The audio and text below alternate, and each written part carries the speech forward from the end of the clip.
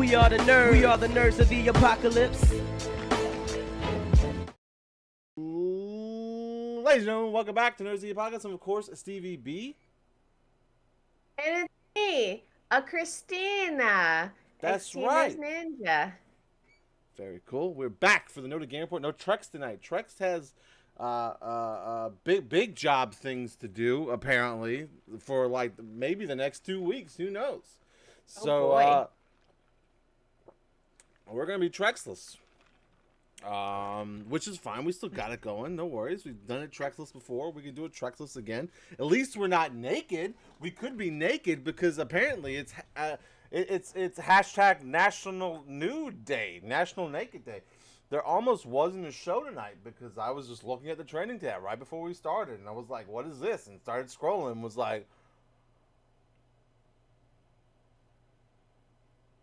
Oh yeah, I heard your commentary on flipping through Twitter and think, oh no, oh no. yeah, it was wild. It ranged from hot to gross to cute to scary as fuck, if I'm being honest. Let's just hit it. Big job things like make jokes that can easily be flipped around and reversed back. Wait, I don't understand. I feel like I should know what you mean, but I don't. I feel like I should know what you mean, but I don't.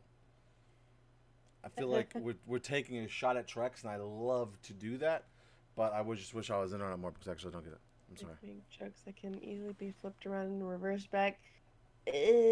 Have we made jokes at his expense, like, or has he made a joke and we just like flipped it and reversed it right back onto him? Have we done that? Well, I mean, it's really easy to do, so I'm sure at some point we probably have. Discord Game Report. I can't go to the Game Report channel because if I go to the Game Report channel, then we'd lose Christina. Yeah, I'm on the Game Report channel. Oh, let me get rid of the sidebars.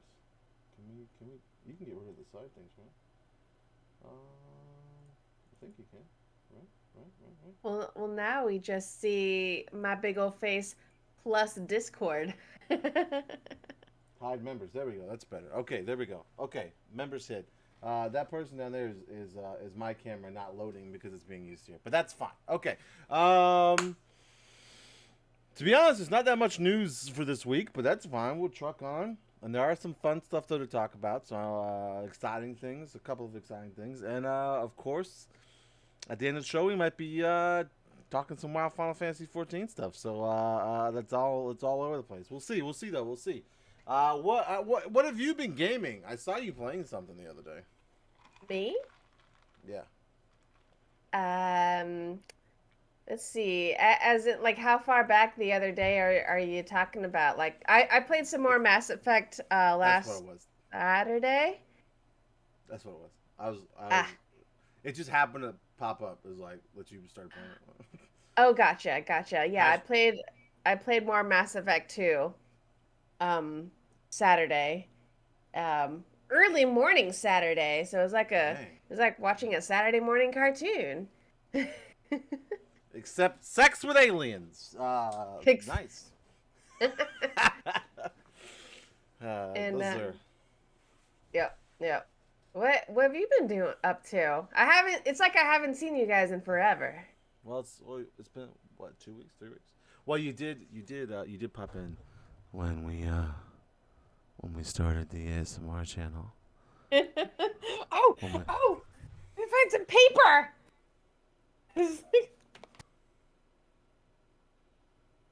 What's gonna happen?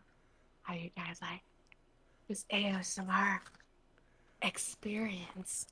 That's right. On the Game Report.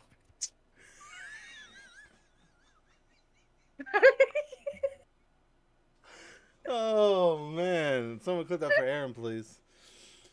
Raph has left the community.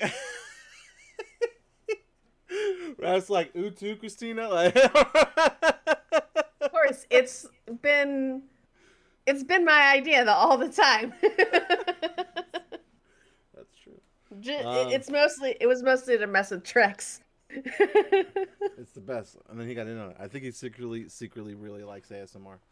Oh, of course. I signed him up to it was a couple months ago, but I signed him up to an ASMR channel. What? I That's gifted so... him I gifted him a sub from Skeptical Pickle. Let's go. Wait, who? Who? It's like she's relatively new to the ASMR scene. Like she just had a 1 year anniversary. Um, but her name is Skeptical Pickle, and she's pretty awesome. She's like one of the few ASMR artists that will drop F-bombs like out of nowhere. Skeptical Pickle. Follow. Okay, followed. Okay, sweet. There we go. Uh, followed. Wait, since no Trex, does that mean we'll actually get Weeb Game news? Well, there is some Persona news on the news list today, so I guess that answer is yes. I guess an answer is yes. Yeah. You know, whoa, why is this like this? Let's go a little, calm down, chat. Yeah, so I guess the answer, whoa, stop it, Stevie. Okay. Wow. Yeah, Wow.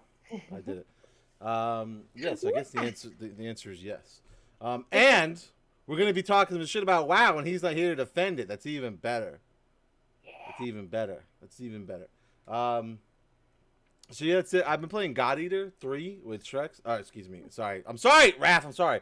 God Eater 3 with Raph. Oh my God. It's because we were talking about Trex and it was in my head. I'm sorry. God Eater 3 with Raph. Having a lot of fun. Super weeby. But there's giant boobs on a character, and it's amazing. And I comment every time. I talk about her being like 3 people. Wow. I mean, that's the game with a bunch of mechs, right? Right. Yeah. Exactly. That's Yeah. the mech weeb. So I thought you were saying it's got giant mechs. Nope, boobs. Boobs. Boobs. Yeah.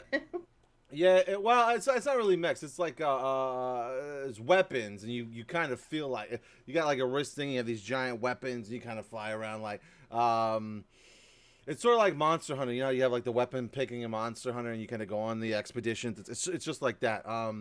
So you can, yeah, you normally you have like a whole outfit designer thing, but like you can get these crazy ass weapons. Some of them, I'm a basic ass bitch, and I use the Buster Sword. I'm a basic bitch. But sometimes Raph and Persona and Showtime I'll play too, and they have like these other fucking wild ass weapons. I don't know. Isn't Monster Hunter technically anime? It's very Japanese. Well, see, when Raph said it's like a weeb Monster Hunter, my first response was exactly that. I said, "Isn't Monster Hunter already fucking weeb? Like, isn't that?" But this is like way more weeb than that. I mean, it's like just way more. Does anybody remember Monster Rancher? Oh, don't get Raph started. Don't get him started. Here we go. He's we're just waiting for it. There goes the chat. He's about to lose it. Yeah, fuck yeah. See, I told you, look, fuck Yeah. Yeah. So he's just like the gaming world is doing us a disservice by not bring back Monster Rancher. I remember that. Me too. I remember the anime and then discovering the game. It's so addictive. I remember taking my Offspring Americana CD and making a little monster with my... Oh! Right! You stop the game, you pop it out, and you put your CDs in, and it makes little monsters. And the first CD I ever bought was Offspring Americana, so I was like, let me do this. The very first CD or album that I bought with my own monies was a Ricky Martin album. It was like his first album when he was super huge.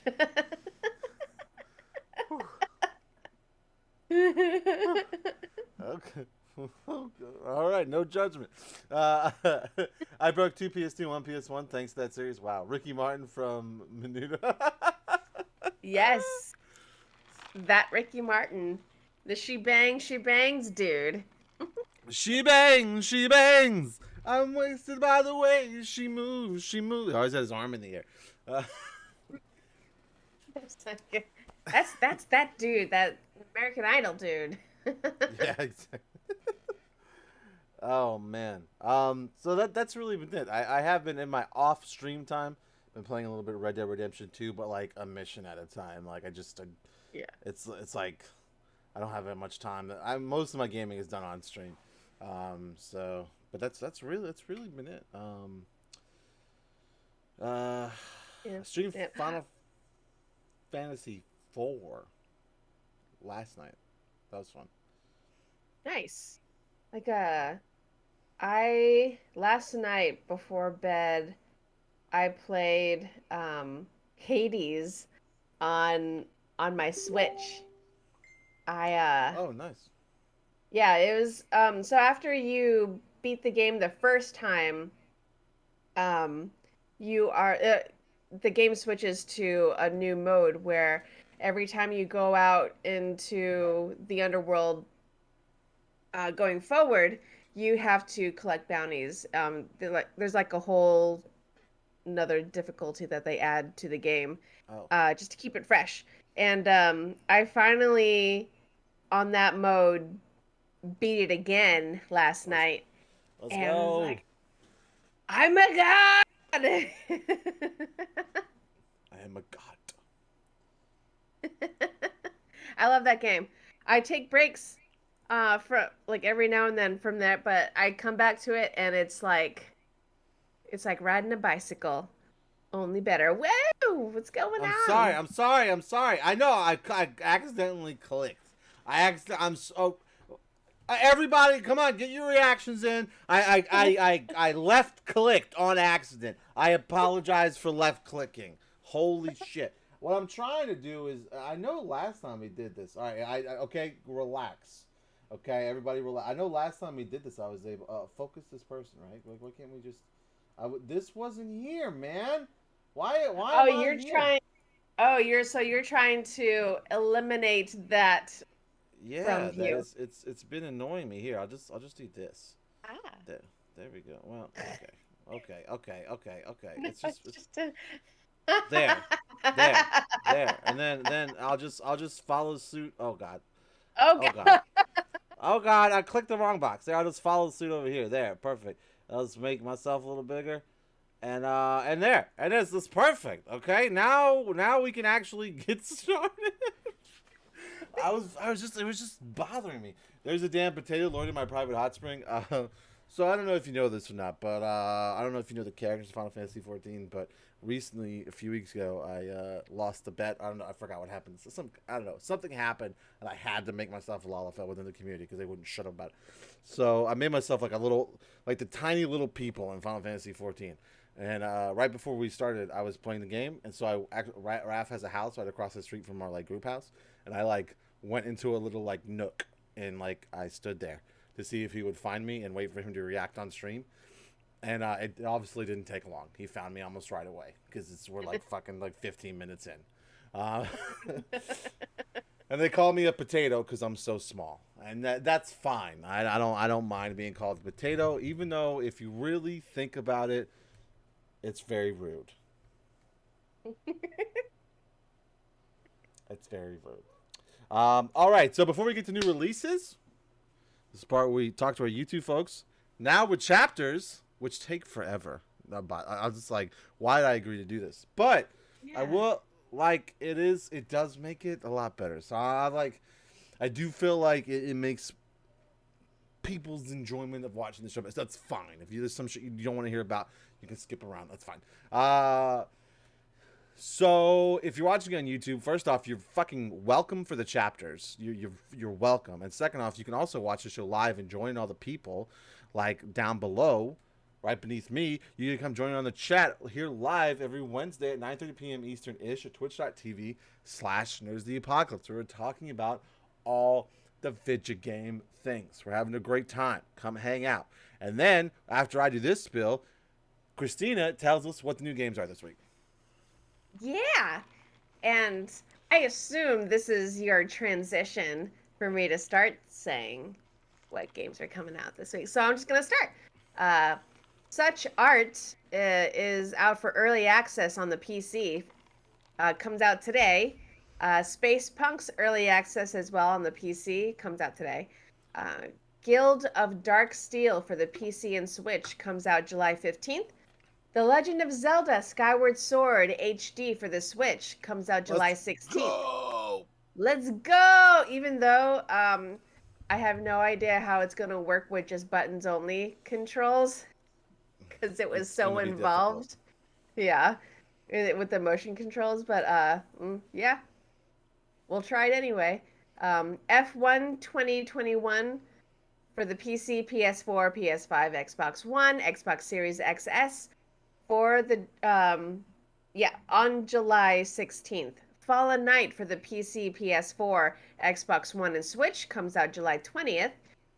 Tales for the PC, PS4, PS5, Xbox One, Xbox Series XS, Switch, and Stadia comes out on July 20th.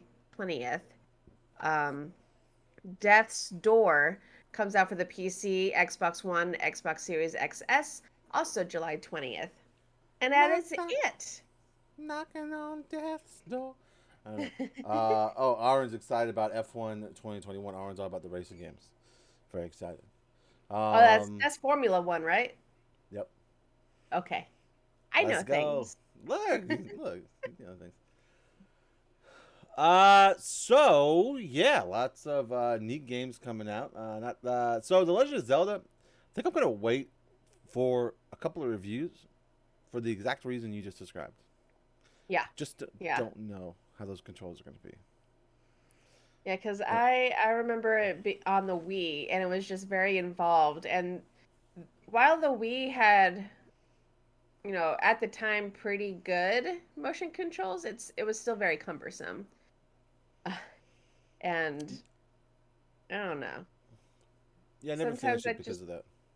Yeah, and like with the with the Switch being as portable as it is, I already saw one review from IGN where the attacks, you know how you're just like on the motion controls, like you actually swung your sword instead of like pushing a button like you would usually do in any other game. You actually have to use one of the sticks to swing your sword. So yeah, I play handheld a lot. Yeah, I might try it like that. Yeah. I don't know. We'll see. We'll see how we can adapt.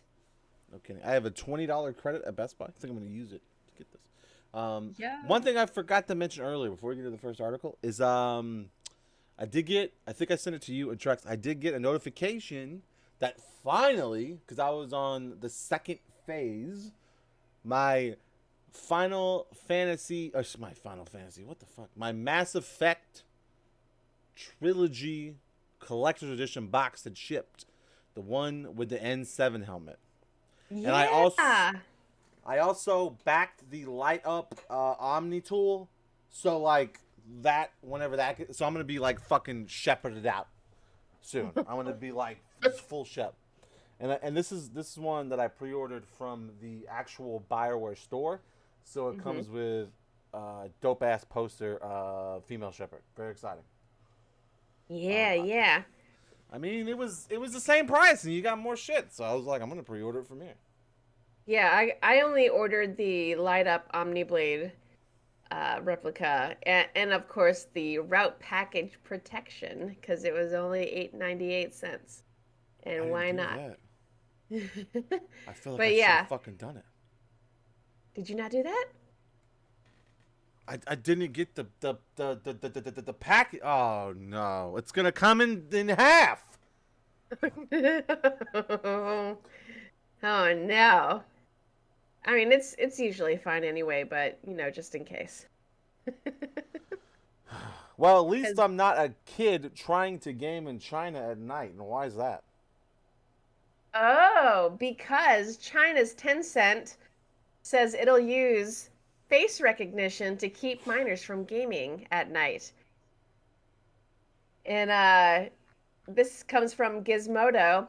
Shenzhen, China-based gaming giant Tencent, who we all know and love, Yeah. announced it will use a face recognition system to prevent minors in its home country from playing video games late into the night. Tencent is attempting to keep ahead of recent regulations designed to stamp out what the Chinese government defines as excessive and unhealthy gaming habits. In 2019, China passed a law ostensibly intended to prevent minors from indulging in online games. According to NPR, that includes a ban on minors playing video games from 10 p.m. to 8 a.m., as well as limiting their playtime to 90 minutes a day. Holy crap, that's nothing! You barely finished a tutorial! 90 minutes. The law also prohibited minors from spending more than $28 to $57 a month on microtransactions. I feel like the U.S. needs that part of the law. Hell yeah, they do, boy. Not in this economy though. They would never implement that shit.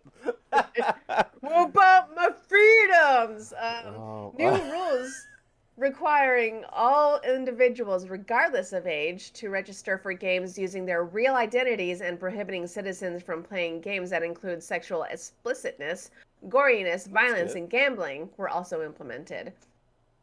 I feel like that part has something to do with their popularity or their social status, social points. I can't remember what the actual name of it is, but it's a very Black Mirror thing. Mm. And yeah, so at the time, NPR reported the State Administration of Press and Publication and Ministry of Public Security, wow, that is a long actual name, said they were collaborating to build a unified identification system for games. Tencent is one of the many Chinese tech companies involved in enforcing their government's draconian censorship laws, which prohibit a wide range of speech considered sensitive by authorities. That includes Winnie the Pooh, by the way. But it's Honeypots. also, Honeypots. honeypots. But it's also been on the other end of the stick, as when it lost out on massive amounts of revenue due to regulatory moratorium on licensing new games in 2018. Yeah, and it just kind of goes on about China's ridiculous rules. But wow.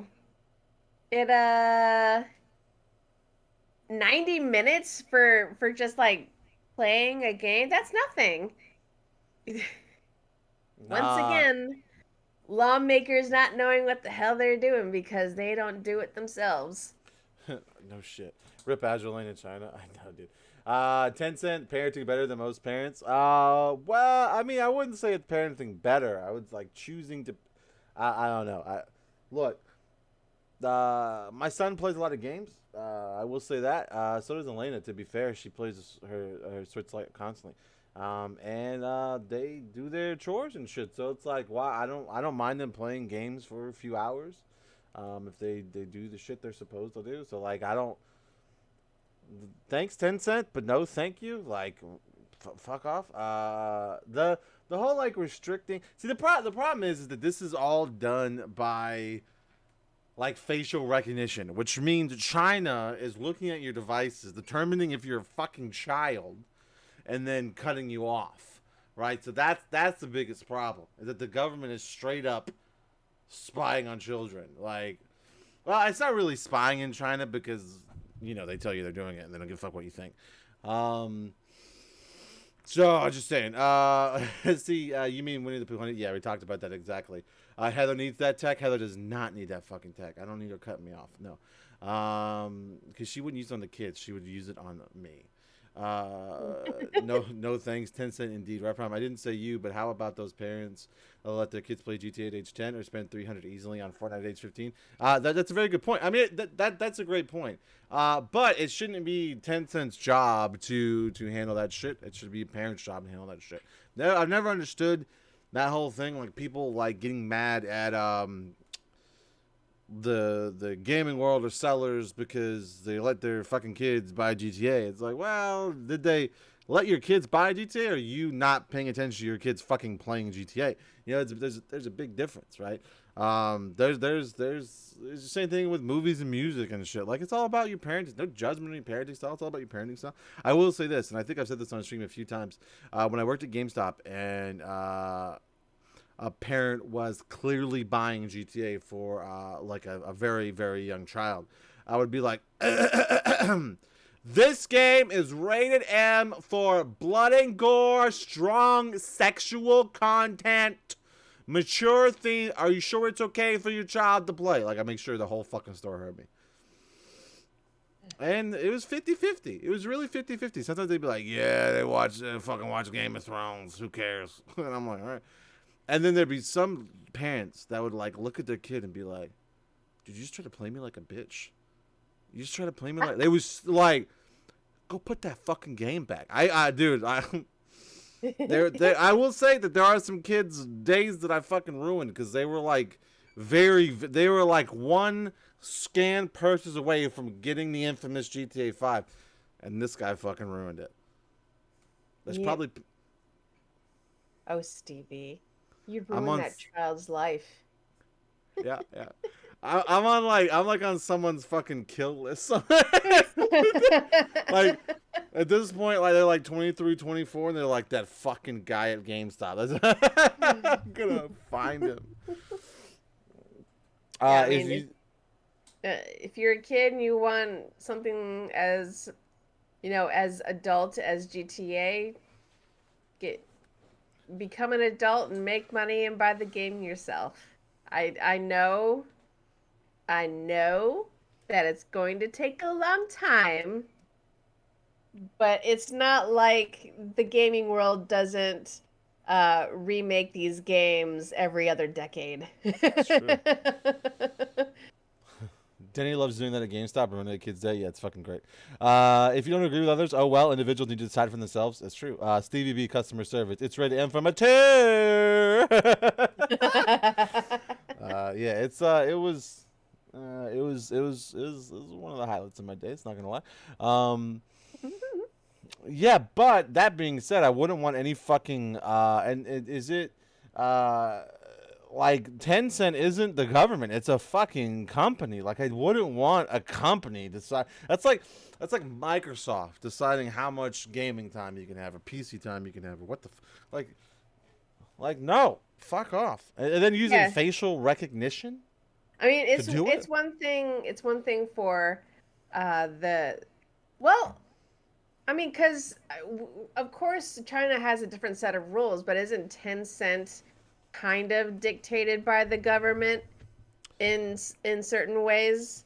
Like, I know they're a corporation in and of its own, but I feel like the government has its hands in pretty much any kind of big business because of, as Gizmodo and NPR has stated, they are a bit draconian in their rule, so I wouldn't be surprised if this was government sanctioned. Yeah, I'm to be honest with you, I'm ignorant. I don't know, so that may 100% be the case. I know what to get Obi for his birthday. Okay, that's enough. GTA 5 will still be alive 20 years from now. Look, GTA 5 is literally like going to be on every console from here on in forever. Like Skyrim. Yes. Conan, gonna flagellate myself in the Church of Blood and Iron. Have a good stream. My favorite. Oh my god, what the fuck? Like, I literally can't, Conan. Okay. Arwen here. Obi learned what hot coffee is. That's not funny. And like, he's 5, so like he'd be like, hot coffee?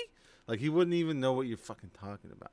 And then if you saw the hot coffee mod, you wouldn't know what's going on because there's really not much to see because it's Grand Theft Auto San Andreas graphics. Like, I remember it being so we're scared, oh my god, you got that fucking hot coffee mod, let's go. And it's like, now there's just like dicks swinging around in GTA 5 like anything. Wait, really?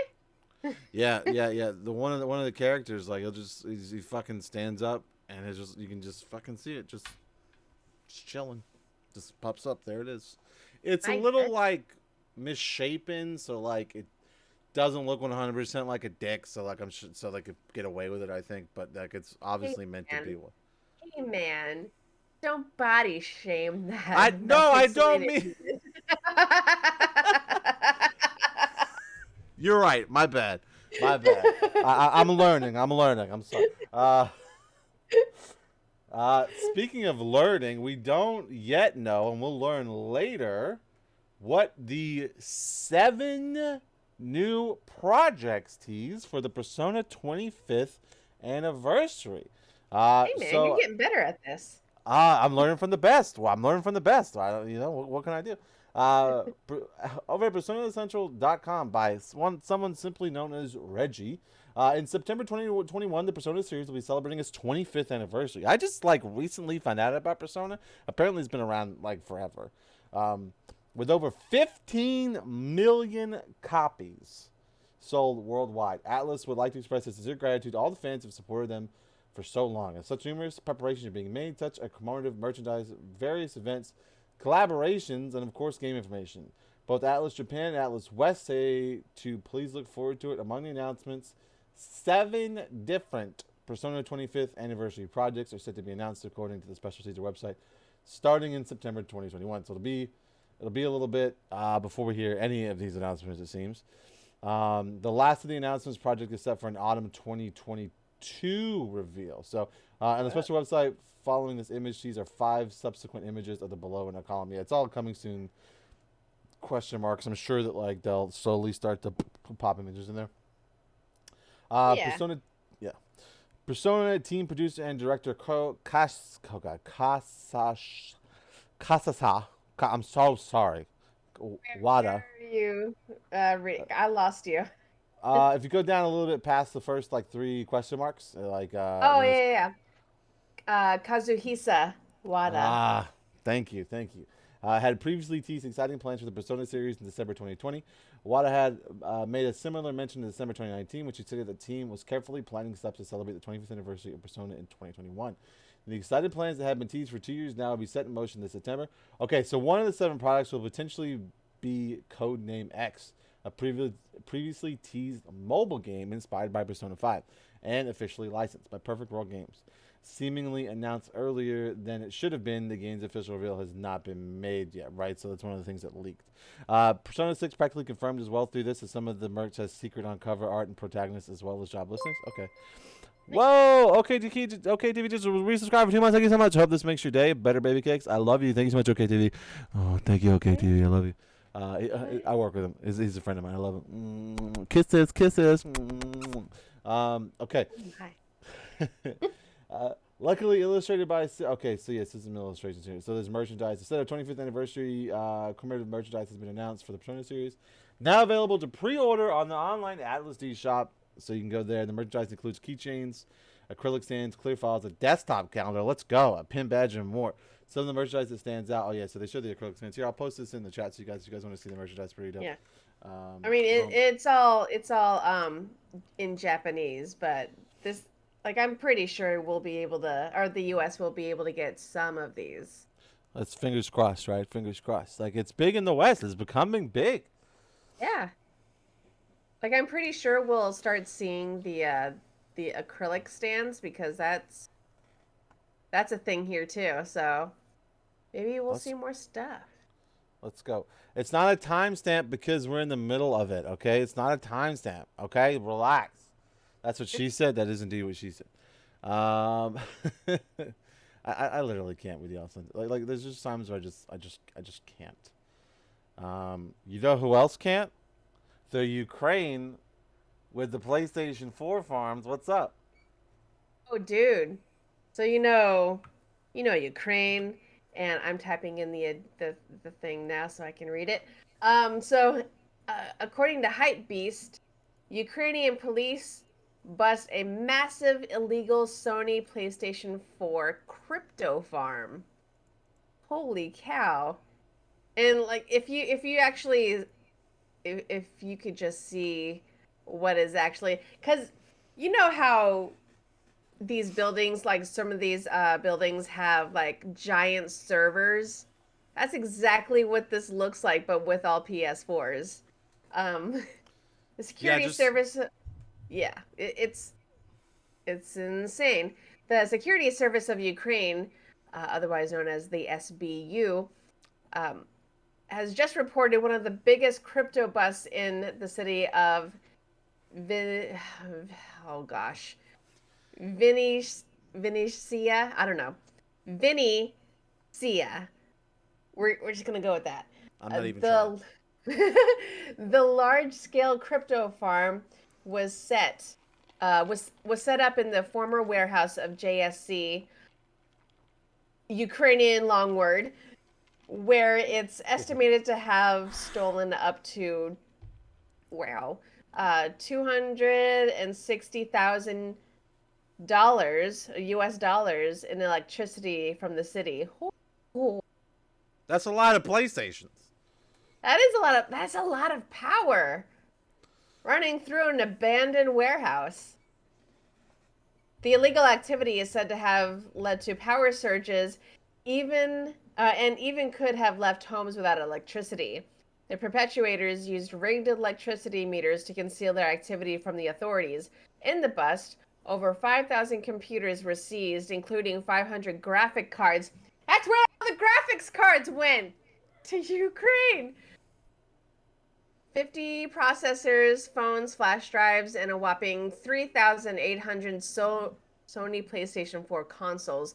PS4, with its AMD Radeon 7970M GPU, can be modified into a crypto miner and can be had for cheap. PS4s are technically not that efficient and have slow yields compared to a high bandwidth miner. It would only make sense if the electricity was free, which it kind of was. As Adrian Wong points out, each console would be able to mine $4.62 worth a month, or 18,041, a little over 18,000 US dollars a month when factoring in all 3,800 consoles. But if they were able to actually pay for the electricity usage, they would have lost $9 for every dollar they made. Whoa. Oh. That's right. Okay, Woo Still, subscribe for 3 months. Woo! Woo! Thank you so much for the support. 3 months. Much appreciated. Much appreciated. Love you. We get a hype train? I don't know. I don't think we're that popular. Yeah. I don't think 10 to 20 viewer channels get get hype train. Maybe. I don't actually don't know. But I have a PS4, so I can make $5 a month. I mean, it might take a while, but sure, in theory, yeah. But wait, what kind of do PS4s actually have the AMD Radeon 7970, or were they added later? I'm pretty sure the originals had them. I think. I Oh, could be okay. wrong. Because those look like base ass PS4s. Yeah, they do. But geez, why But PS4s? because there's an overabundance of them now, because everybody's switching to Series X's. Ooh, ooh, I get it. Just kidding. I actually don't know. They're probably real easy to get. I mean, I guess that's true. I guess they are easier to get than actual servers to make a legit crypto farm. aw, look at the kitty. Oh yeah, hi kitty. She's the devil. Don't say that. She's beautiful. Cheaper than graphic cards too. Yeah, they're cheaper. That's right. Yeah, so getting them would be much less expensive than like going out and buying the crazy graphics card. That's right. Which, by the way, I want to say this. Just China has put a big crackdown on crypto farming.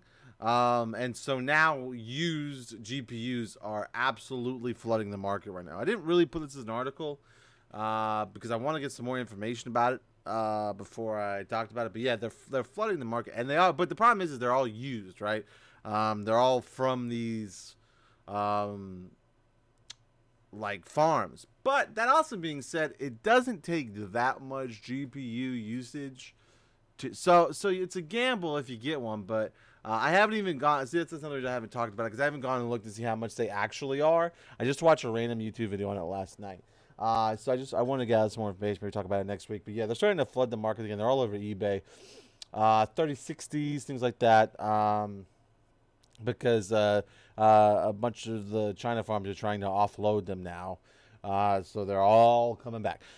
So we'll see, and maybe I'll get a GPU from China, and then get my PC monitored on the regular.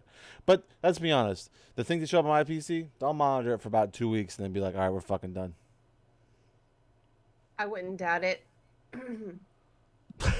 I mean, So you can't do not it a anymore. like not a huge. I mean, well, I don't mean to knock on China all the time when stuff like this comes up, but you always have to be wary of just products that are being shipped from China because sometimes they're just ripoffs of the original because they don't have regulations against stuff like that. Anonymous Cheer, thank you so much for the bids. Let's go. Thank you, Anonymous Cheer. Well, thanks for the beauties. Much appreciated. And thank you. Obviously I have the basic ass bit and sub alerts for some reason. Oh, here comes some more. Another 6. Thank you so much. Are those ghost ice creams? What? That looks like they do look like ghost ice creams. I don't know if they're more. Thank you, Aaron. Yes, Aaron did say hi, bye earlier. Hi and bye. If you're watching on YouTube, we appreciate you coming by and saying hello, Aaron, even though you're probably gone again. Much appreciated. All right. I don't have a good segue. Oh, there's 2 more. Thank you so much. I don't really have a segue. A good, yeah. I mean, we were talking about Tencent implementing their own rules against minors. And now Xbox has a family setting. According to WindowsCentral.com, Xbox Family Settings is helping parents manage their child's spending habits with a new update. So let's see. It's already a must-have app for parents with children that game on Xbox, and now it's getting even better for those said parents. Microsoft announced today that a new update is rolling out to the Xbox Family Settings app, which focuses on helping parents manage spending habits of their child or children. Unapproved spending in gaming has long been a point of contention for parents, as some children have spent thousands on in-game purchases. There have always been ways to prevent this for parents, but Xbox wants to make it even easier for them. With the latest updates, Xbox Family Settings adds the following 3 features. Spending limits. Now you can set a strict spending limit in Xbox Family Settings for your child or children. In the period allotted, your child won't be able to surpass their set spending limit. This is also a great way to provide an allowance or rewards. The second feature is view account balance. Rather than give your child access to your credit or debit card, you can change their Microsoft account with money or gift card. Using Xbox Family Settings, you can now keep an eye on the account balance for your child. Third setting, or third feature, view spending history. Finally, you can now view the spending history of your child and see exactly what they spent the money on in the past. Combined with pre-existing Ask to Buy feature, Xbox Family Settings has become an even better tool for parents.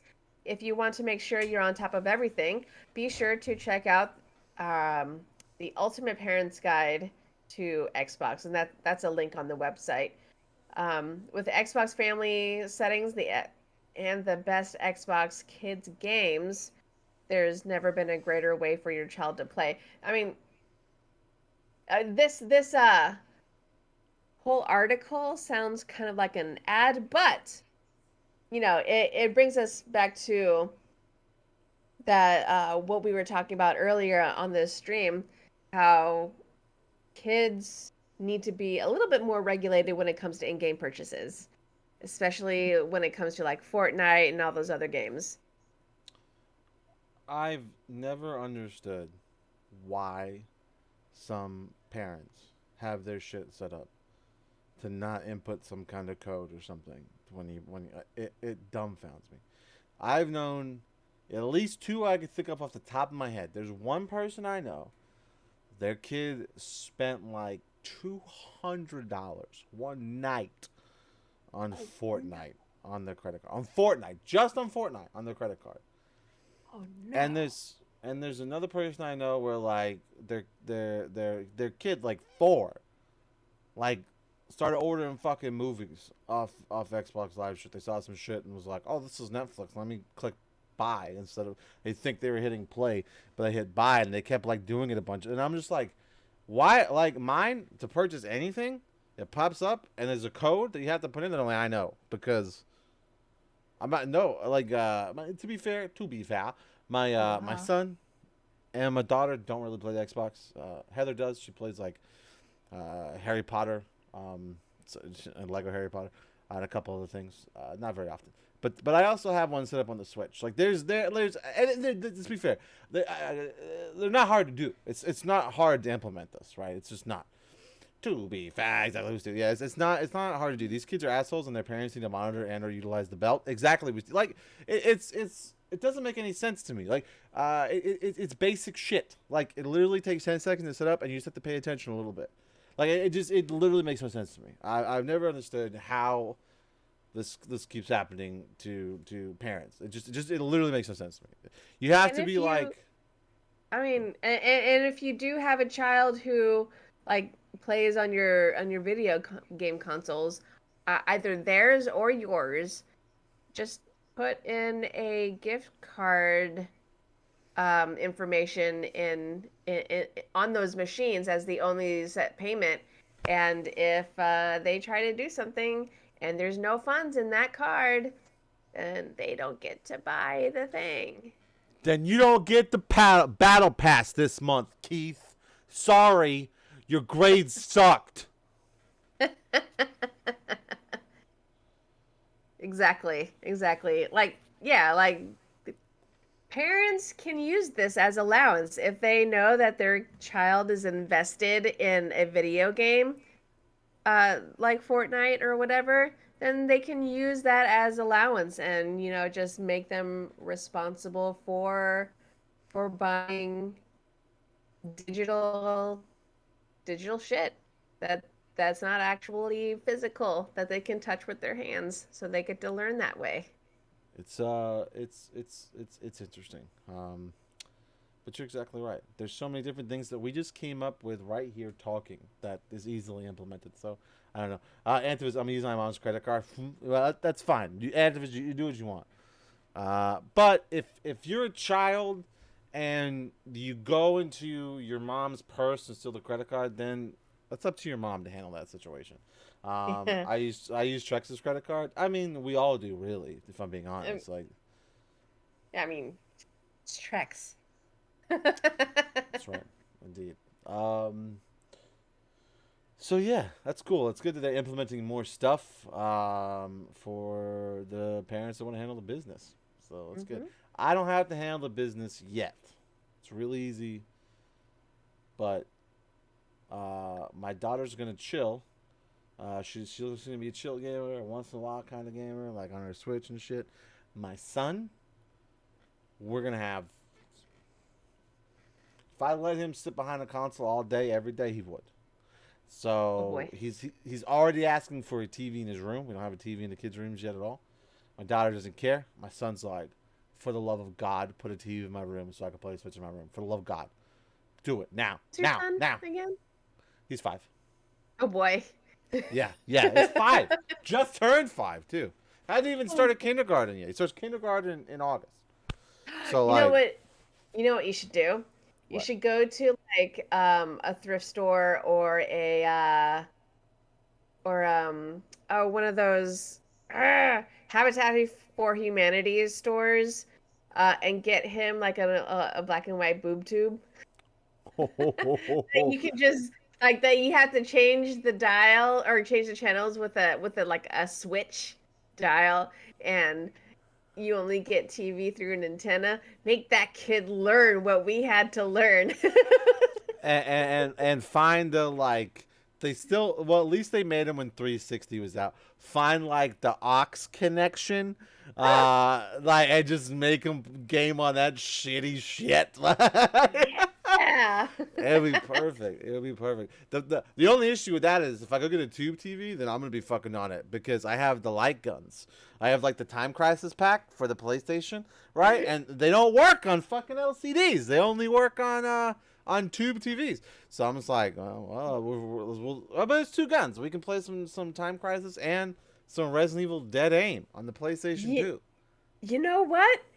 This can be a good excuse for you to buy a CRT TV and like put it in your son's room. It's like, hey son, we're gonna bond. Like get out the light guns. and we still have a VCR in storage, and my wife has all her like old Disney VHS tapes, and be like, all right, this is the life you want to live, boy. This is the life you're gonna live. Make him live like a 90s kid. Yes, dude, great. Can I get Trex's login? Well, it's gonna be IT director money. Yeah, he's got the IT director money. Buy him a gaming CRT monitor. That'd be so fun. Oh my god, that'd be so funny. Make him there's nothing. Look, nothing wrong with living like a '90s kid. That's how I lived. Sonic 2, Sega Genesis. We all survived. Yeah, Look how well-adjusted adults we've become. I can list off the Sega Genesis games I had as a kid because I played them so much.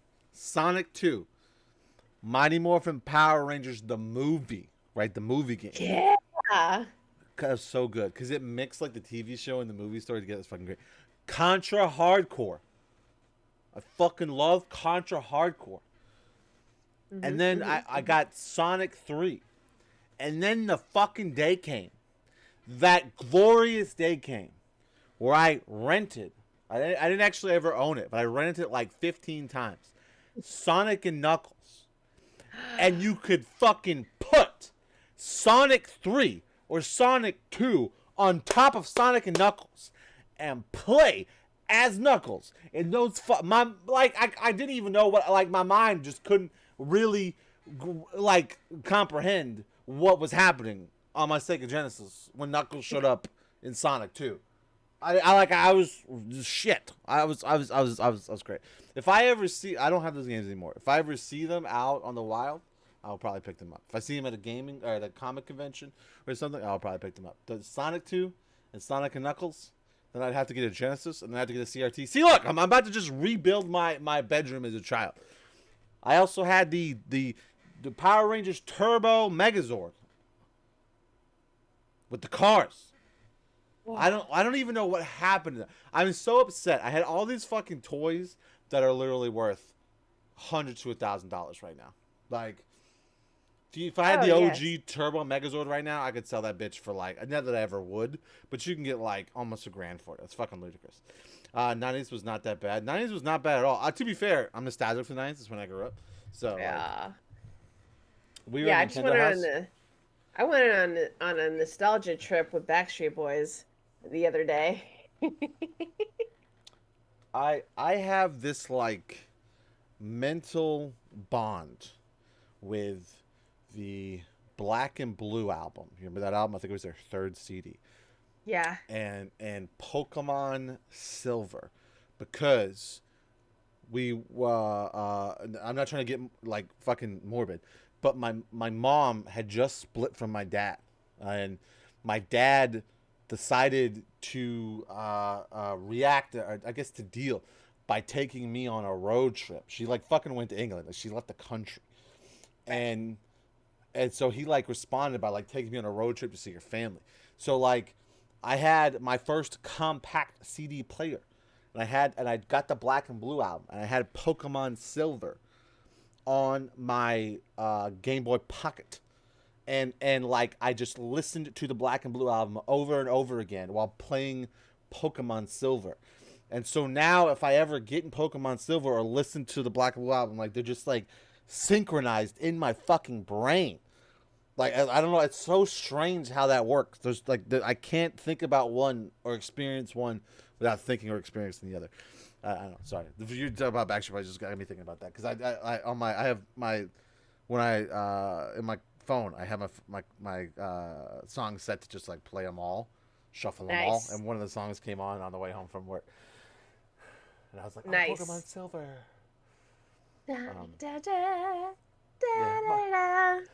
My mom left. No, I'm kidding. We were at Nintendo House, so I went to friends for Seth's Genesis. Stevie just wanted a ring for his B-Day, to be fair. Just want rings for... Why? Wait, what kind of rings? What? I don't know what you mean. I don't want rings? I don't know what you mean. Just want rings.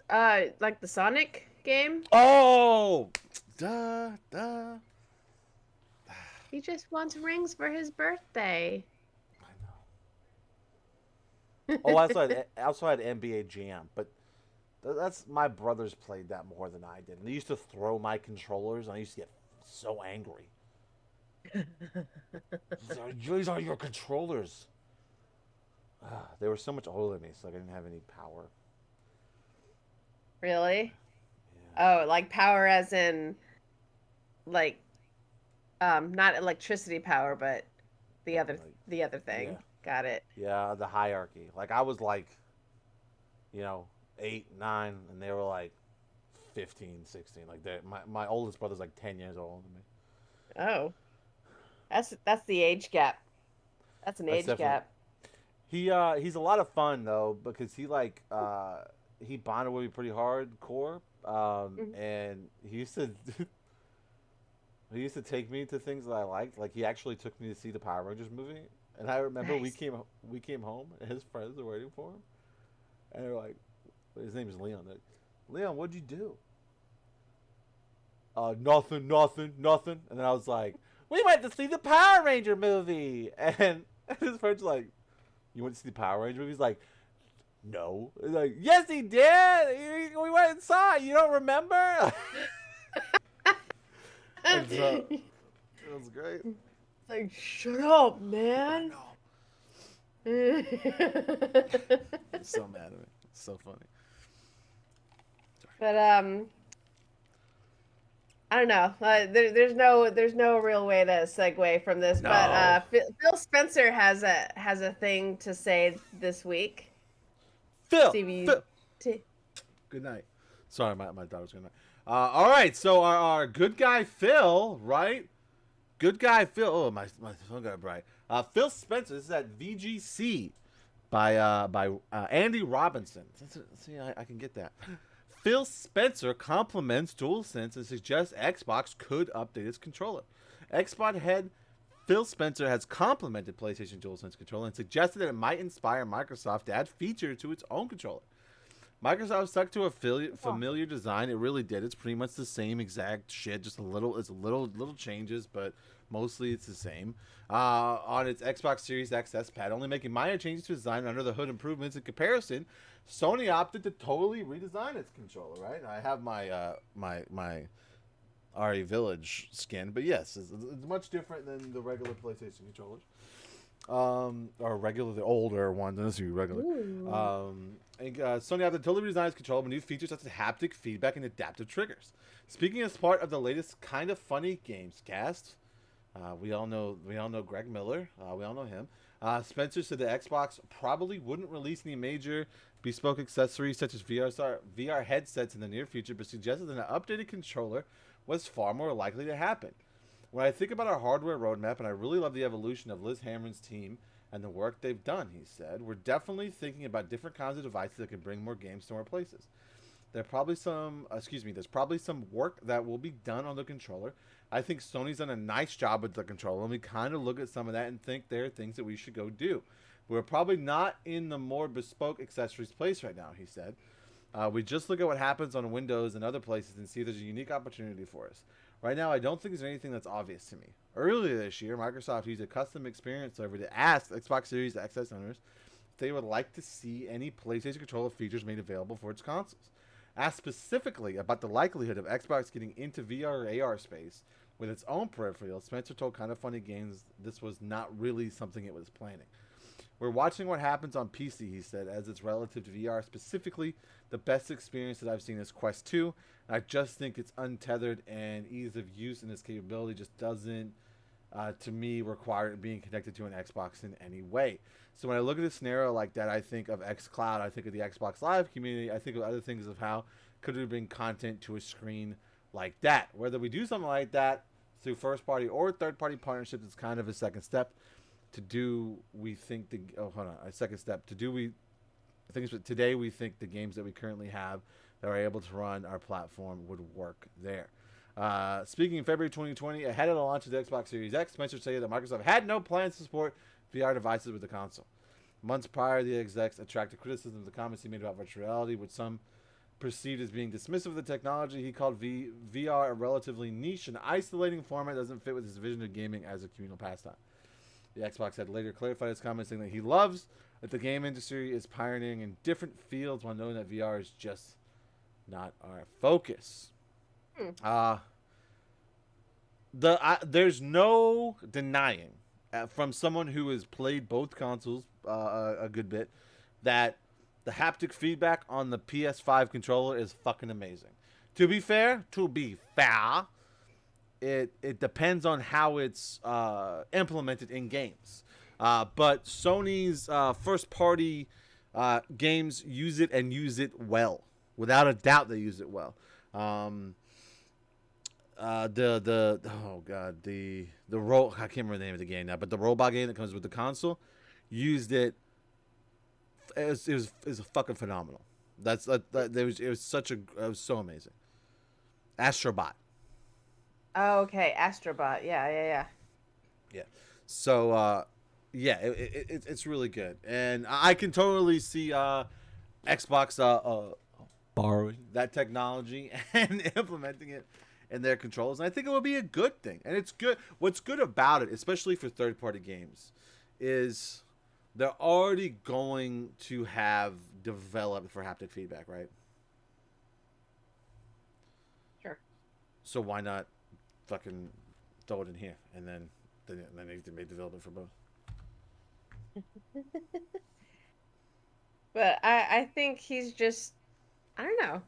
Is he waiting for there to be more and better options for VR on the console? Or is he just like, does he himself get sick while playing VR? And she's like, no, it's just not our focus. No, I see. He made comments there like Phil Spencer does this shit when he doesn't want to announce something, but kind of wants to say like, well, he might do this. He brought up the Quest 2. My guess is that they'll partner with a whatever VR hits ends up being like the best, right? So they'll partner with it and like kind of do some fucking games or something like put VR game. Like I can see that. I don't see them doing it themselves for sure. But I can definitely see them partnering with someone else and doing it that way. And Facebook still owns Oculus, right? Yes. What have they been doing with that? You know, I actually don't know because the Quest 2 is pretty baller. I played it. Denny bought one and brought it over one night, and I played the Star Wars game. It's fucking amazing. That's the you're talking about Squadron? No. We played that on PSVR, which was also fucking amazing. But like, this was one where like you had the grips that kind of circle around your hand, and they were lightsabers or one lightsaber. Oh yeah. And I was straight up like blocking shit and throwing shit and just and fighting Darth Vader and then losing, but it was crazy cool fun. To the point where I was just like, man, a Quest 2 would be great to own. I'm also like I have the PSVR. Really like the PSVR. It's really good. It's a really good device. They're supposed to eventually one day announce the next one. Oh, for the PS5. Yeah. So you can finally have your Resident Evil VR experience on the PS5. Oh.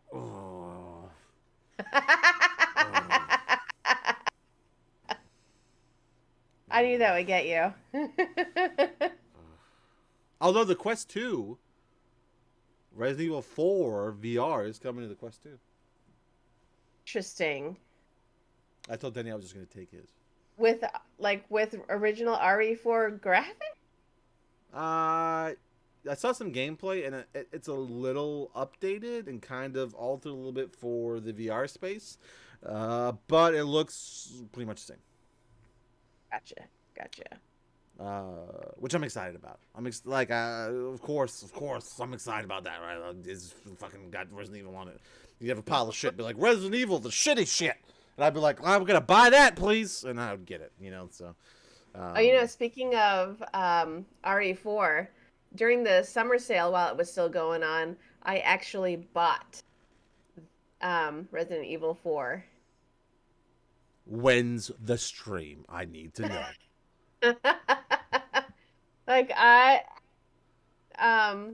I'll probably start streaming stuff like new games after I'm done with Mass Effect 3. So that'll be a long ways from now. I know. All right, well, keep me posted. I'm gonna tune in for that. Have you ever played it before? No, I haven't. So I'm actively waiting for October because that's when I play exclusively spoopy games. So let's go get spooked. No, that's cool. I'm excited now. Man, I can't wait. Yeah. Let's go. Something to look forward to, guys. Speaking of things to look forward to, what can we look forward to in the realm of Netflix? Netflix, for whatever reason, cat is adding games in the next year, so they say.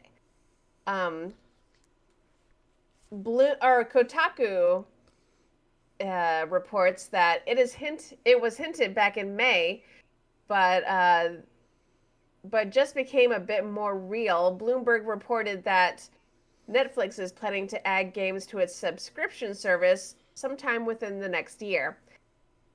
Netflix hired Mike Verdu, formerly of EA and Facebook Oculus. Oh, hey, yeah.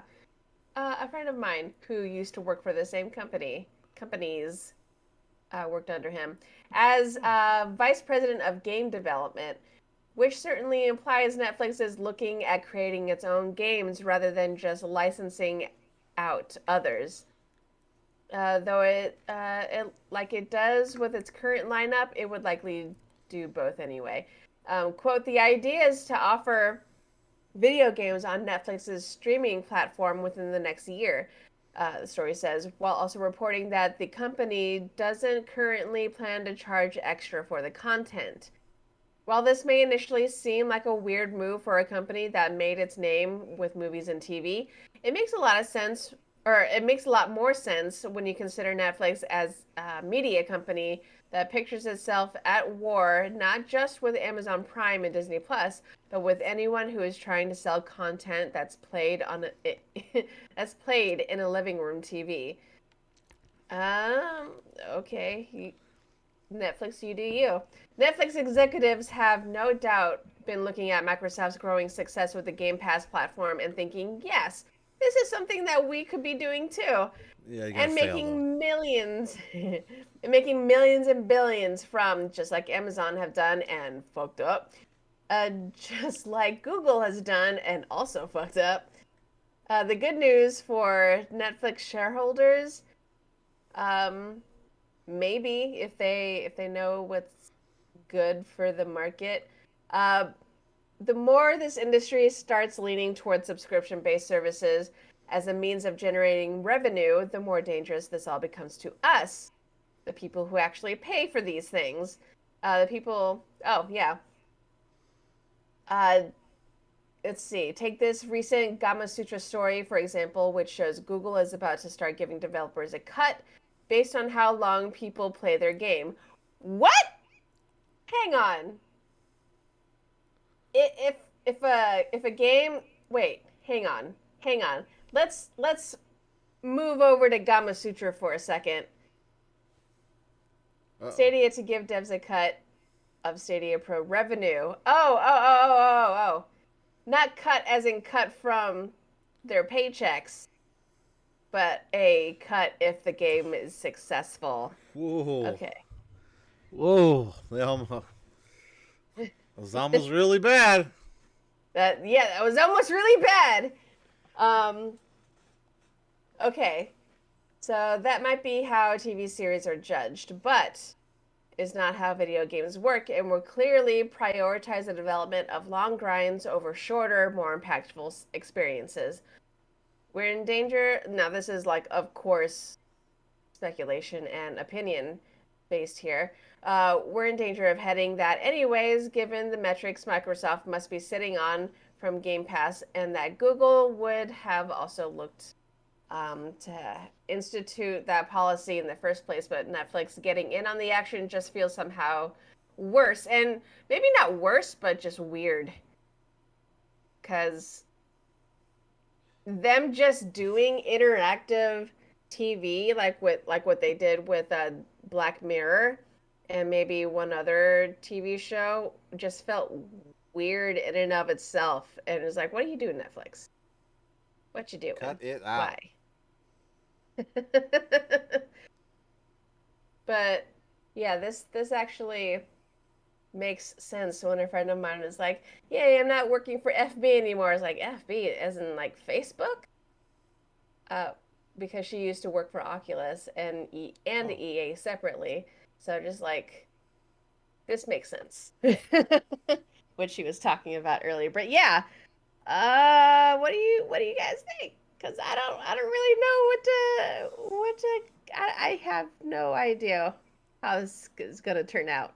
The last place that I would want to sit down and play a fucking video game is in my Netflix queue.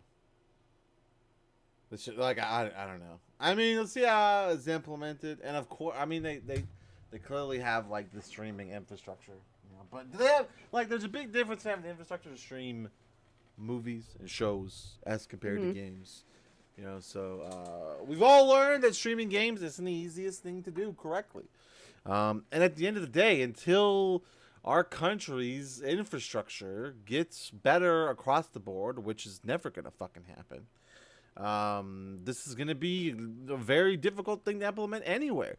It needs to be your side hustle, not your main hustle. Exactly. Right, like xCloud is for Xbox. Like, it's definitely not their main hustle. It's their side hustle. And to be fair, you know, Netflix's main hustle, I guess, would be streaming movies. We'll have to see how this works. Like, they haven't said, like, if they just said they're going to be developing original content. Arwen says, oh, yeah, woke games. Stop it. Last of Us Part 2 confirmed. Oh, that's enough, dude. That game is good. Like, stop it. And Arwen. I know that's how hard it gets sometimes. I don't know, man. Like, if we're not playing it on fucking Google Stadia, does Netflix think that we're gonna be like, oh well, I guess I'll do it on Netflix? Like, I don't know. Yeah, like, yeah. Like, will they have? Well, if they implement this and we're not being charged extra for now, I'm guessing they're going to stream games from the same app as their TV and movies. And if so, what are we going to use for controllers? I guess anything. I don't know. Like, see, a lot of TVs don't have Bluetooth connections. I guess you could like Bluetooth a controller, maybe. I don't know. It's Like, would this be like a PC thing only for right now, or like would you have to sign into Netflix on your computer and you probably, I don't know. Who knows? I I'm not a vice president of game development, so and I'm not a game dev, so I really don't know and what the hell. So we'll see. We'll wait and see. We'll wait and see indeed. Just like we'll wait and see. That's all you, man. If the World of Warcraft can survive what is currently happening, the shift in the market,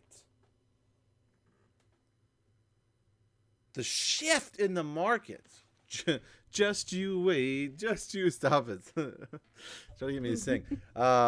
So this is from Kotaku. I wanted to talk about this in general. I found a good Kotaku article breaking it up, so I'll kind of read a little bit from it. And this is from Ash Parrish at Kotaku. WoW disappointment plus Twitch start mass exodus in Final Fantasy. Mass exodus 2 into Final Fantasy 14, right? So over the weekend, like 14 fucking sold out of digital copies. Sold out of digital copies. How do you sell out digital copies? Because they only sell the amount that the servers could maximally support, right? So okay, that makes sense. Yep. Right. So once they hit, they say stop selling them. We have to fuck with the servers. Don't sell anymore. And so a couple of things have happened to create this like fucking perfect storm. There's not even an expansion coming out until November. Like there was a recent story content update, but like nothing that like was like what the fuck. So there's a couple. First off, that article that we talked about a couple weeks ago, where 14 was confirmed to have more concurrent players than World of Warcraft, right? Like surpassing it. Like it's like a pendulum shift just with MMOs, right? Just and that was one thing, right? Then World of Warcraft released its most recent update, which kind of put an almost end to the recent expansion they released. And people did not like the way they ended that. It was like, I had to be fair, I haven't watched the ending cinematic or anything like that, but I have seen it get absolutely trashed online. I have read the Reddits where people are like, fuck Savantis, is that how you say her name? Or whatever, I don't know. And everything that she's about. And this whole fucking game. Fuck them all of them. Every last one of them. So the recent patch update. And then, like most, and to be fair, this is probably the thing that's had the most effects. Most big WoW streamers, the biggest one of the biggest streamers on Twitch, period, Asmongold, started playing the game. So everyone fucking started playing. Like, yes, 2 days ago, Raph put an image in the Discord. You could not make a character anywhere in the fucking game. They're all X'd. Except I think there was one server that was open to make characters. They were all so fucking full that you could only make one. And that's not... I do feel bad for the... I think I mentioned this last stream. I feel bad for anyone that's playing on the server that Asmongold decided to join. Because you are not having a good time right now. Because the queue is astronomically large. You run out of chips? No, stop it. He's talking about the codes running out. So let's see. Yeah, yesterday's, this is from the article. Yesterday's Square Enix sold out of digital copies. Talked about that. Also, new character creation was briefly banned. Yeah, okay, so that's what we saw. New character creation was briefly banned on all North American data centers last week. PC Games and noted Final Fantasy XIV had its highest number of concurrent players on Steam, just Steam, at 47,000. And most people don't play on Steam, right? So you have the PS4, PS5, Steam, and PC. Like those are 4 places people play. So that's just one thing. 47,000 concurrent Earlier this week, according to SteamDB, the game broke that record, amassing 58,000 concurrent players, a metric that doesn't even account for players, using FF14's native launcher or console players. Usually when an MMO like FF14 experiences growth like this, it's tied to the release of an expansion or a patch, right? Exactly. But that's not the case here. Final Fantasy XIV's latest patch, Death onto Dawn, which it came out weeks ago. It's months ago. It was released back in April. So why the hell are my queues 100+ players deep? Like, my queues, even coming on Leviathan, where like there ain't really fuck all going on. The queue is much higher. The answer is tied up in three things: a meme, a streamer, and FF14's biggest competitor, World of Warcraft, right? So perhaps the biggest explanation for Final Fantasy XIV's sudden boom can be traced to Twitch streamer Asmongold, right? Asmongold is one. This goes on. He joined. He hyped it up, and he had just his VOD alone, his VOD of his first stream, 2.7 million views. A Twitch VOD, a fucking Twitch VOD, like. I know that's not much for YouTube videos, but for a Twitch VOD, like, that's a lot, dude. Shit. And I when I went to his stream, there was like 300,000 viewers at one time. It was wild. I watched a little bit of him. I've been watching his. He has like a YouTube channel where someone like cuts up the best moments of it. So I just watched that because I don't have like 5 hours, 6 hours to watch him play the whole game. But I've been watching the highlights. Another explanation of for Final Fantasy XIV's player bump might be found in World of Warcraft's story. That's right. That's what I'm talking about. Back in June, Blizzard released Chains of Domination, WoW's latest content patch. With it came the Sanctum of Domination raid, an endgame dungeon that confronted players to win the Shadowlands and WoW's overall big-time baddie Sylvanas Windrunner.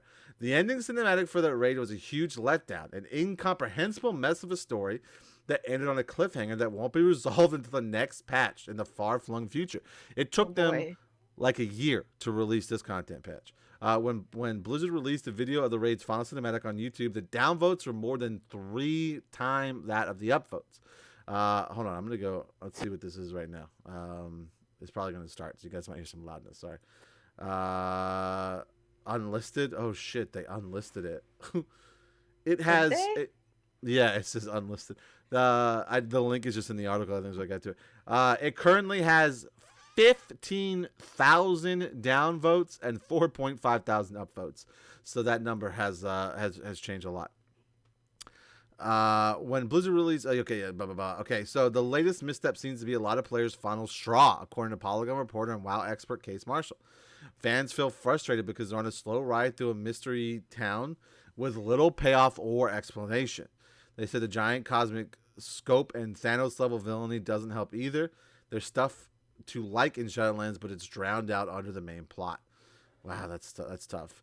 Though Blizzard boasted that Shadowlands is the fastest-selling PC game of all time, there was a 5 million player dip in Blizzard monthly active users between Q1 of 2020 and Q1 of 2021.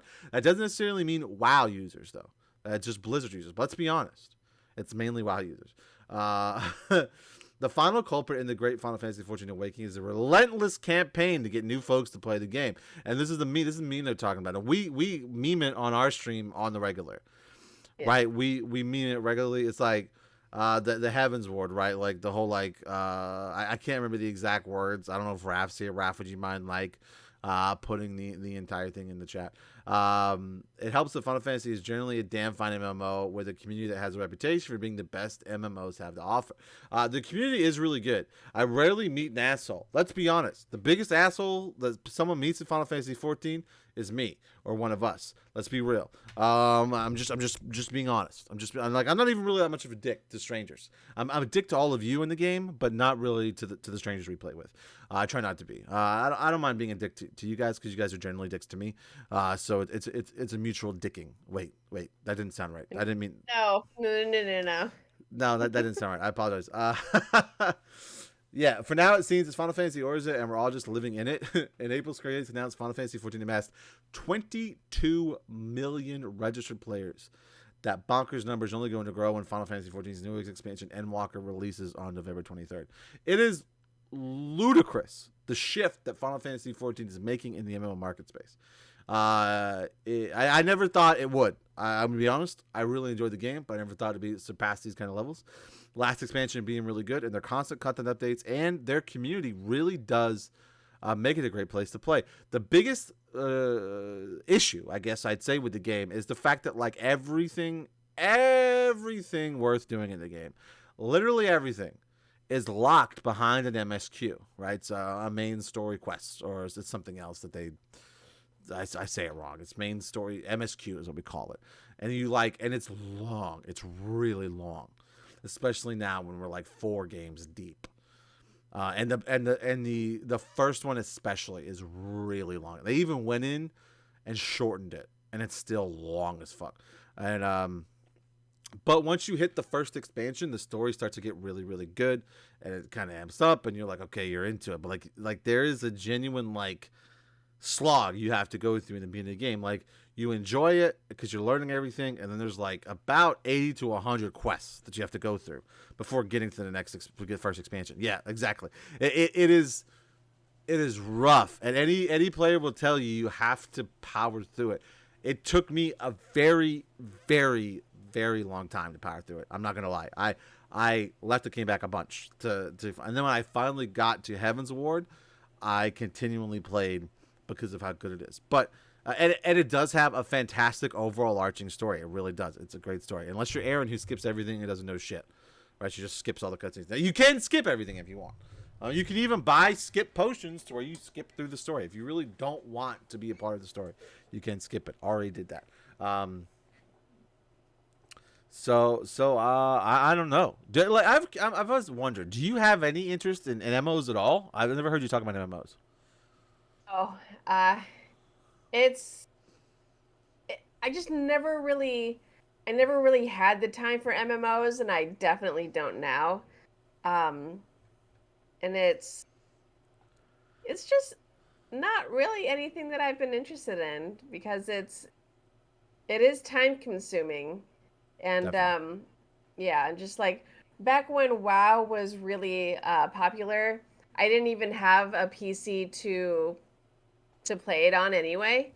Like nothing that was powerful enough to even like run it without, the frames skipping like a whole bunch. Oh no. And then yeah, I never had the equipment, and I never had the interest, and it's just like yeah. So you missed the WoW hype. I did miss the WoW hype. Actually, I had a roommate in college who was very invested in the WoW hype, and she would keep me up at all hours of the night playing WoW. Just raiding. And just fuck. Like, I mean, and like that factored into it. I was like, fuck MMOs, man. I needed my sleep. No, it definitely keeps me up later than it should. And you're right, it is very, very time consuming. It really is. Thank you, Summit1G, for playing SWOTOR instead of with a 10.5 thousand viewers right now. I talk about this on stream all the time. SWOTOR it has a fucking place in my heart, and it always will.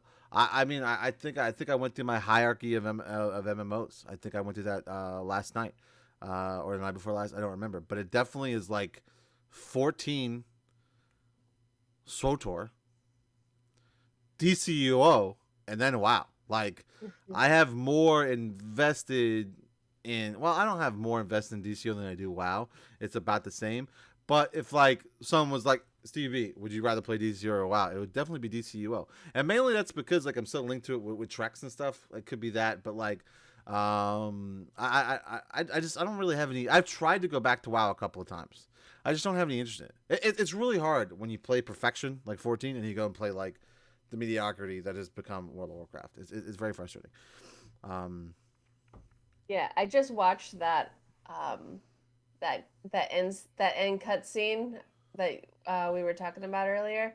Is it and poop? It's goop. It's goop. Oh, all right. Let me link it real quick. This is not a timestamp, but in case anybody wants to go watch it, it is. I think they unlisted it, but it's still live right there.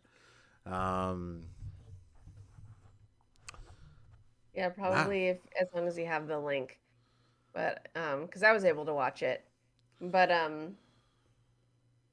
yeah, I can understand. Like, I don't even know what the hell is going on, and Like even I can understand that ending was goop.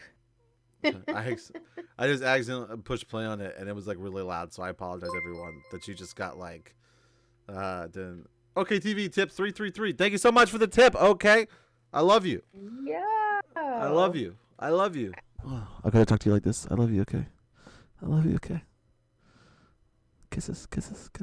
Oh wait, I got extra. Okay. Those are only for okay. Don't anybody else take those kisses. You understand me? Nobody else. Yeah, wow, it does kind of look like crap. Read the tip message.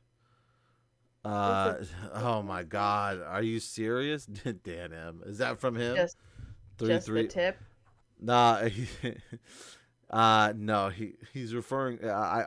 He's one of my coworkers. He's referring to someone that we deal with on the reg, and it's just not a good time. It's just not a good time. Thank you for the tip. I appreciate it. Yeah, it's from yours truly. Oh, he sent that to me. That's awesome. Tell him I said thank you, and then go fuck himself. No, I'm kidding. Don't tell him that. I think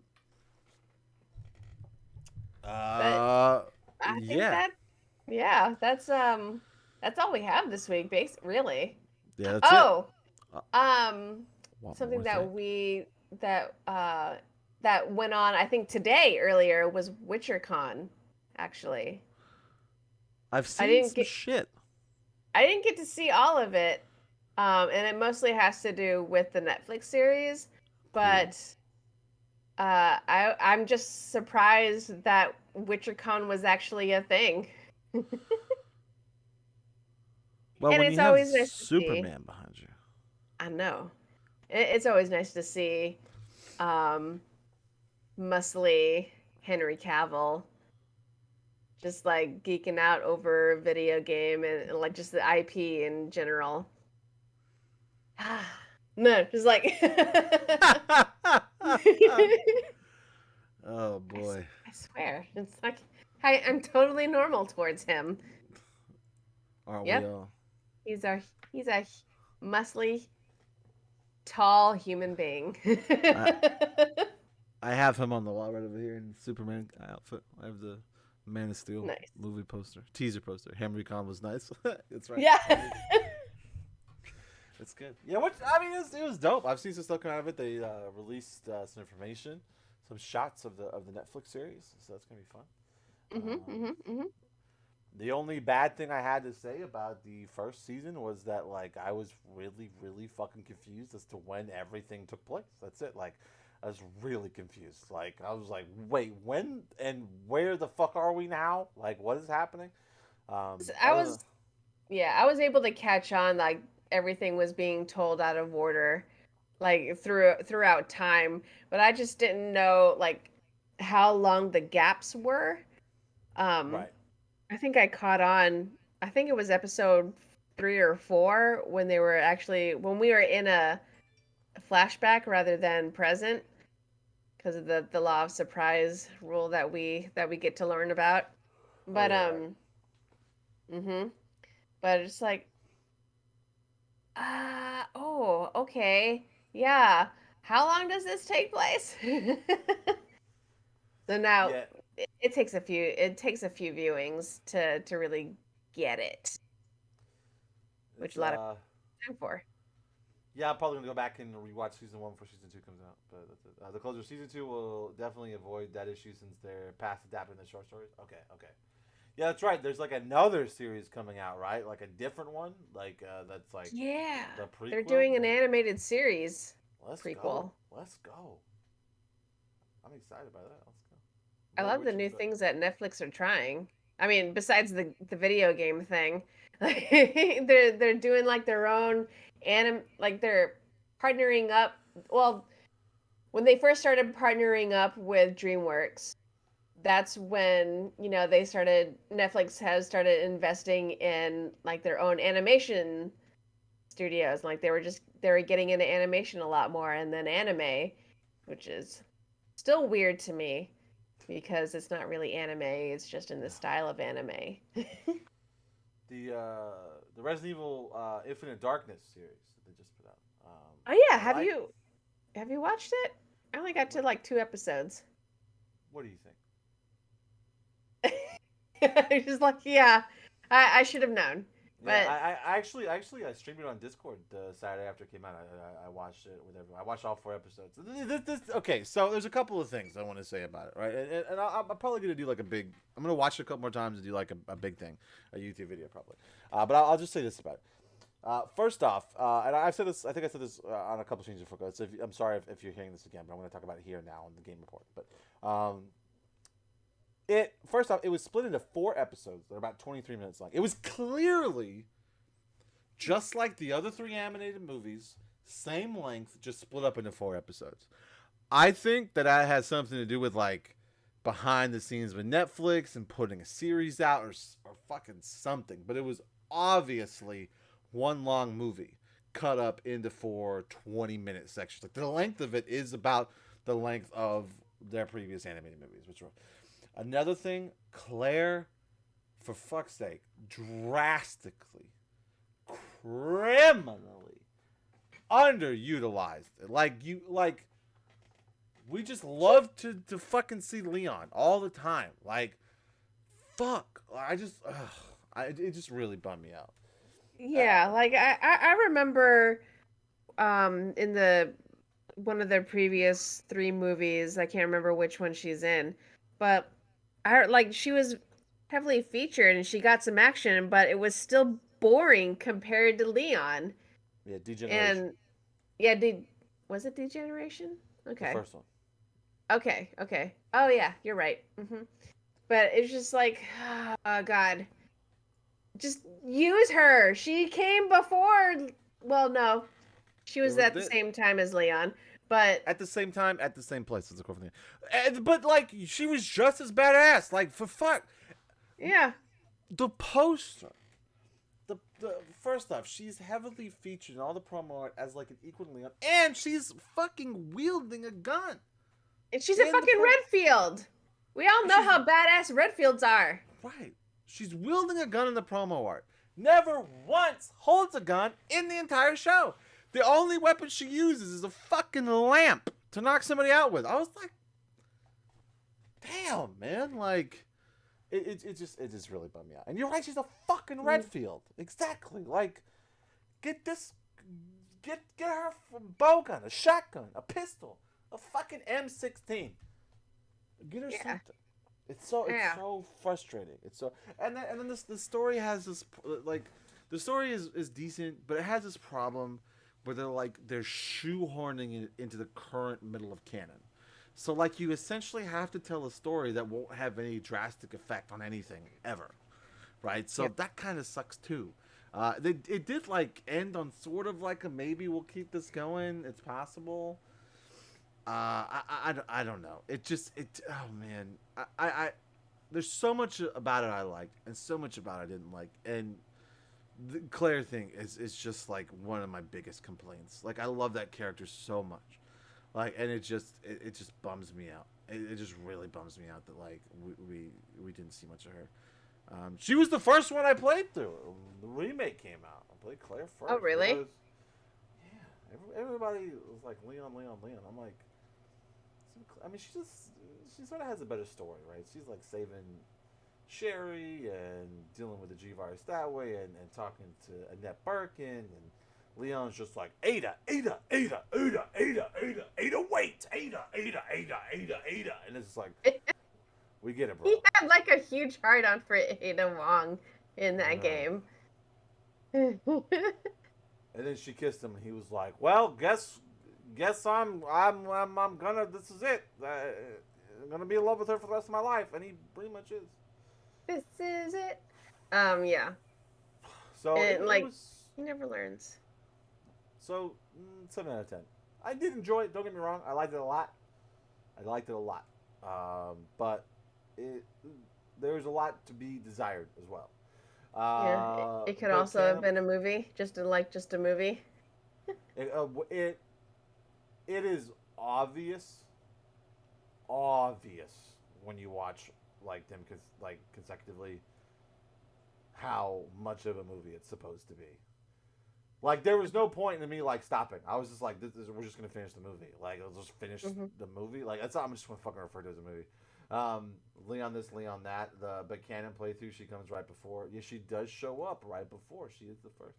That's true. And so it's just, it's annoying. It's oh God, that's enough. But I will say, as like story-wise notwithstanding, the graphics was really, really like they've upped the graphics since like just the previous movie. They use a lot of the RE engine that they use for the game, so they, if I'm not mistaken, they use the RE engine for that as well. Same voice actors and mocap actors as the remake Leon and Claire, so it was nice to see them reprise their roles. Mocap actors, because I think Matt Mercer was the voice in like previous installations. He was, and I had an opportunity to meet him a few weeks ago and fucking missed it. I am so butthurt. Wait! You had a chance to meet Mercer a few weeks ago. Where at? At a comic book store around here. He was like fucking making an appearance. And I set a thing on my phone and I accidentally set it for the wrong fucking weekend. No. And I was ready. I had my copy of the game ready to get signed and take a picture, and I was fucking excited. Oh no. Yeah, I'm a little. Why was he even there? I think that like the owner like knows him or something. It was just okay. It was very random.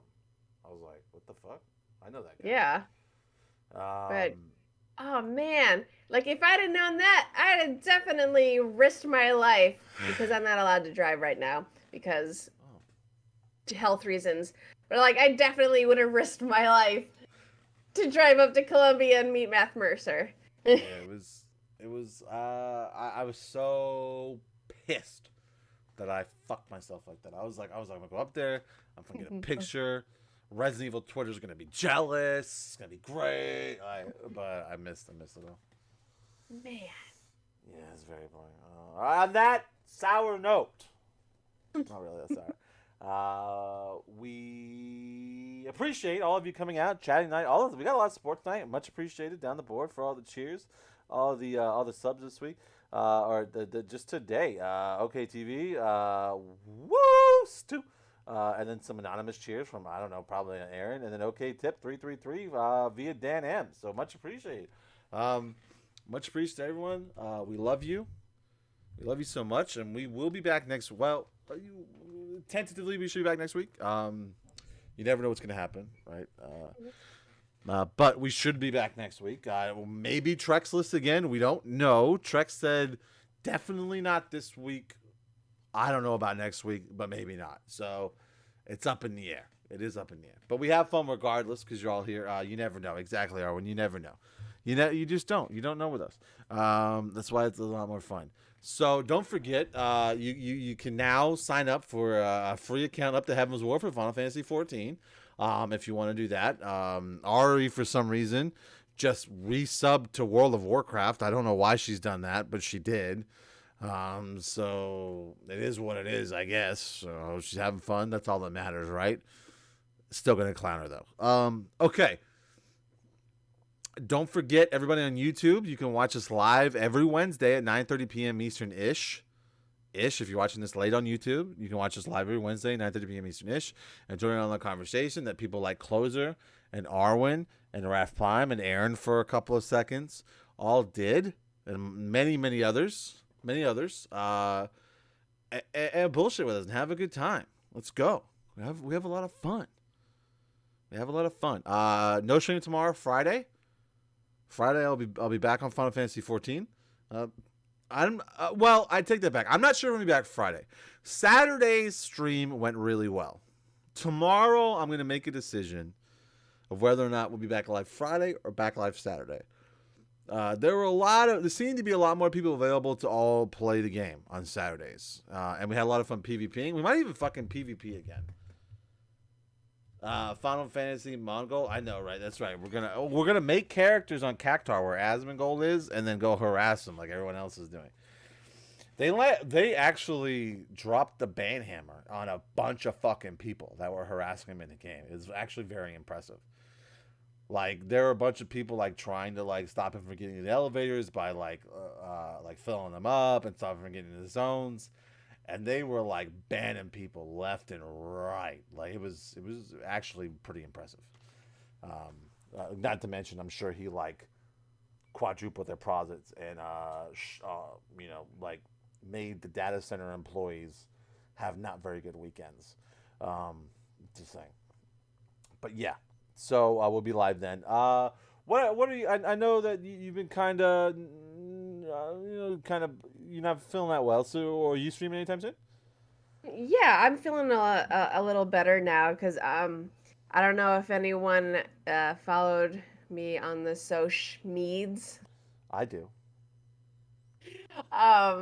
I was, what was it? It wasn't last weekend. It was the weekend before, like the 4th of July weekend. There we go. The 4th of July weekend, I spent the whole time in the hospital because hemoglobin levels, I'll just say, was so the normal levels in women for hemoglobin is the low point is 12. That's the low normal. Mine was at a 6.2. Oh, Yeah. that's low. That's low. That's the point where you can't breathe. So I had to go to the hospital for that, and they gave me 2 blood transfusions and an iron drip before they released me finally. So I spent like the whole time in the hospital. So that was fun. And but I'm feeling better. That's good. Glad to hear that. Yeah.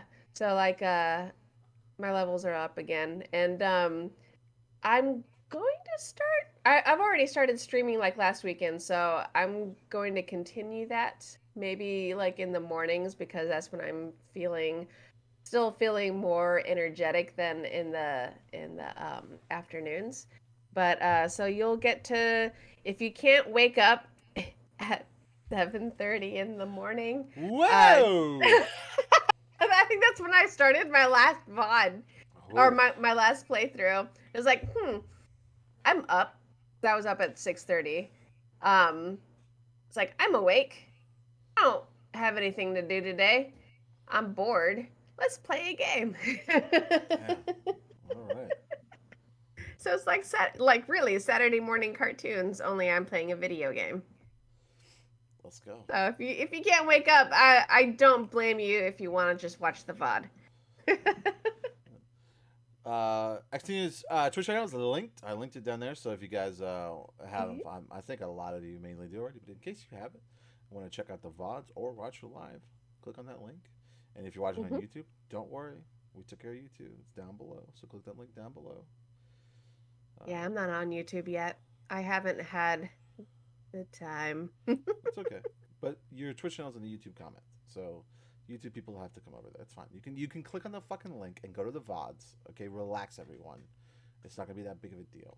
You just watch the VOD on Twitch, just like everyone is fucking doing for Asmongold apparently. So yeah, it's not even if Asmongold regular people can do it, like he has 9.5-hour streams. it's fucking wild. It like oh god it. I guess if you do it for a living and if you have that many viewers, but it's just like, wow, my attention span can't go past 4 or 5. It is. I swung by those streams every once in a while, and I don't fucking know. Like, I guess if I had to, I could, but like shit. Keep the money rolling. I mean, he's. I would. I'm sure he's a millionaire at this point. There's no doubt about it. Like, most streamers that big are. It's he definitely doesn't act like one. Markiplier rich. It's like I don't know. See, he like wears the fucking same shirt for a week. Like I don't know if he is that rich. I don't know where the fucking money goes. He just keeps up that same persona. Like he fucking is always eating Wendy's, and it's just so much. It's. Oh boy. I Yeah. think he knows how to hit his audience. He just chills. And I doubt he lives a different lifestyle. It doesn't seem like he does. It just seems like he just chills and just doesn't have to worry about money anymore. I don't know. He doesn't like ask for anything. Like he's like, Twitch pays me enough money. All of you stop. Like, so it's good. He doesn't show like DSP does, like every fucking stream every 10 seconds. So. Save it, yeah. Dark Side Phil. Oh, okay. Yep. Yeah. Mm-hmm. Yeah. Why am I toxic? More toxic. More toxic. Exactly. You're toxic. Okay. All right. Well, so yeah, that's it. We're out. We love you guys. We'll see you next week. I'm of course Stevie B, and this amazing person. This way. There you go. This amazing person next to me is. Xtina is ninja. Xtina is ninja. And we just part of Nerds the Apocalypse, and we're out. We love you guys. Mwah.